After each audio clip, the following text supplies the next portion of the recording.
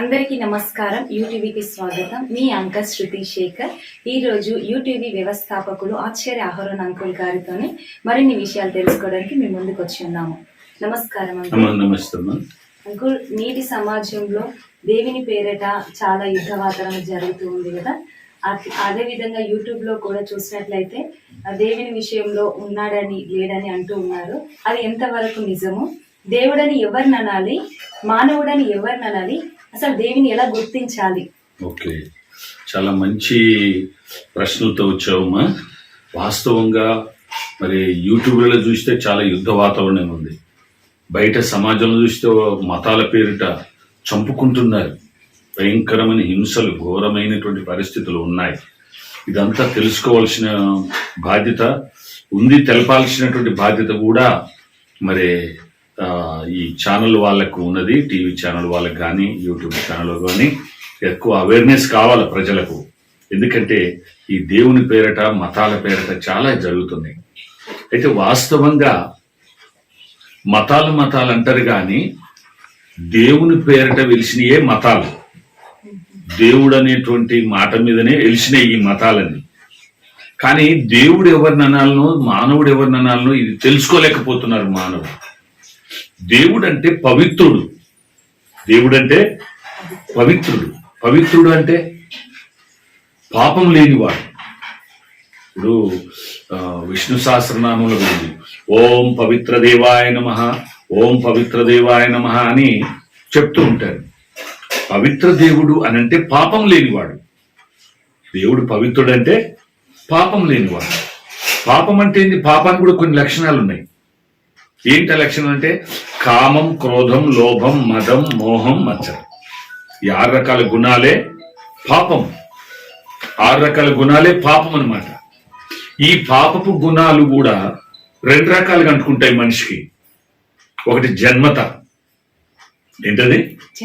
జన్మత అనమాట. అంటే తల్లిదండ్రులకు పుడతారన్నమాట ఈ గుణాలు కలిగి. ఏ గుణాలు? కామము, క్రోధము, లోభం, మదం, మోహం, మత్సరం. ఈ అరిషడ్ వర్గాలు గుణాలను కలిగి జన్మించటం వలన మనిషికి జన్మ పాపం వచ్చేస్తుంది.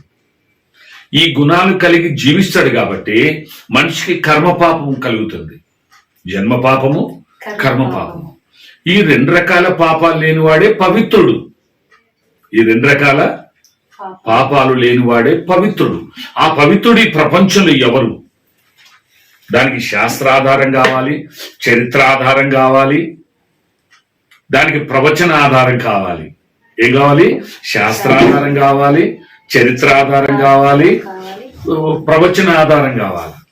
ప్రవచన ఆధారం అంటే ఆయన ఈ లోకంలో పుట్టక ముందుకే వేరే ఋషులు, మునులు, తపస్సిద్ధులు, ప్రవక్తలు, ఒక మతం వాళ్ళు కాదు, అన్ని మతాల వారు ప్రవచించినటువంటి ప్రవచనమై ఉండాల. శాస్త్రాలలో చెప్పినటువంటిదై ఉండాలి. ఇప్పుడు ఉదాహరణకి శాస్త్రం అంటే ఇప్పుడు చెప్పాను, ఓం పవిత్ర దేవాయ నమః అంటే పవిత్రుడైన దేవుడు ఎవరు? పాపం లేనివాడు. కాబట్టి అదే రీతిగా చరిత్ర ఆధారం కూడా ఉండాలి. చరిత్ర అంటే ఏంది? చరిత్రను 3 విషయాల మీద ఆధారపడి ఉంటుంది. చరిత్ర స్థలము, వ్యక్తులు, కాలము. ఈ 3 ఉన్న వాటిని చరిత్ర అనాలి. ఈ 3 ఆధారాలు ఉండాలి. ఏంటిది? స్థలము, కాలము, మనుషులు అంటే ఏ స్థలములో ఏ రాజు ఉన్నాడు ఆ కాలంలో, ప్లస్ ఏ కాలము, ఏ సంవత్సరము, ఏ స్థలము. అర్థమవుతుందమ్మా? స్థలం గుర్తుండాలా, ఆ వ్యక్తులు, మనుషులు గుర్తుండాలా, కాలం ఉండాలా. పలాని సంవత్సరములో, పలాని రాజు కాలంలో, పలాని స్థలంలో అని ఈ 3 ఉంటేనే చరిత్ర అనాలి. ఈ 3 లేకపోతే చరిత్ర అనబడదు. కాబట్టి చరిత్ర ఆధారాలు ఉండాలి, ప్రవచన ఆధారం ఉండాలి, శాస్త్ర ఆధారాలు ఉండాలి. ఉండి ఎవరైతే పవిత్రుడై ఉన్నాడో, ఎవరైతే సత్యమై ఉన్నాడో, దైవ గుణాలు ముఖ్యమైన ఏంటంటే పవిత్రత, సత్యము, వెలుగు. ఈ 3 ప్రాముఖ్యమైనటువంటి గుణాలు ఎవరిలో ఉన్నాయో ఆయనను దేవుడు అనాలమ్మా. కనుక అందులో కులం లేదు, మతం లేదు, ప్రాంతం లేదు, ఎటువంటిది లేదు. నిష్పక్షపాతంగా. ఈనాడు పూర్వకాలం అంటే చదువుకోలేదు, ఈనాడు ప్రతి ఒక్కరు చదువుకుంది. ఎడ్యుకేషన్ రేట్ పర్సంటేజ్ చాలా ఎక్కువ ఉంది. చాలా మంది చదువుకున్నారు. చదువుకొని కూడా మూర్ఖత్వం లాగా కొట్లాడుకోవడము, మతాలు నా మతం గొప్ప నా మతం గొప్ప అని అనుకోవడం కూడా అది మూర్ఖత్వమే అమ్మా. చాలా ఈనాడు సమాజంలో చూస్తే ఏ గొడవలు లేవు. ఈనాడు మతపు గొడవలే, ఎవరు నోరెత్తిన మతం. ఇదంతా మూర్ఖత్వమా. ఇలాంటిది ఉండకూడదు. కాబట్టి దేవుడు ఎవరిని అనాలంటే పవిత్రుడు, సత్యవంతుడు, వెలుగై ఉన్నవాడు. దైవ గుణాలు, యూనివర్సల్ క్యారెక్టరిస్టిక్స్, సార్వత్రిక గుణాలు ఇవి దైవ గుణాలు. మానవ గుణం పాపం. పాపం ఉన్నవాడిని పాపే అనాలి. అట్లా కాబట్టి ప్రతి ఒక్కరు కూడా తెలుసుకొని ఆ రీతిగా దేవుణ్ణి దేవుడు అనాలి, మానవుని మానవుడు అనాలి. మానవ గుణాలంటే ఈ అరిషడ్ వర్గాలు ఉన్నాయి కదా, ఈ అరిషడ్ వర్గాలు, ఈ గుణాలు లేనివాడే దేవుడు, పవిత్రుడు. ఆయన దేవుడు అనాలి. ఆయనను అనుసరిస్తే మనకు ఆ పవిత్రమైన గుణాలు కూడా మనకు అలవాటై పవిత్రంగా జీవించగలుగుతాం. కాబట్టి దేవుడు నిజమే. ఇప్పుడు ఈ సమాజంలో చాలా భయంకరమైనటువంటి మతతత్వంతో మత ఉన్మాదం, ఉగ్రవాదాలు ఇవన్నీ బాగా వస్తున్నాయి.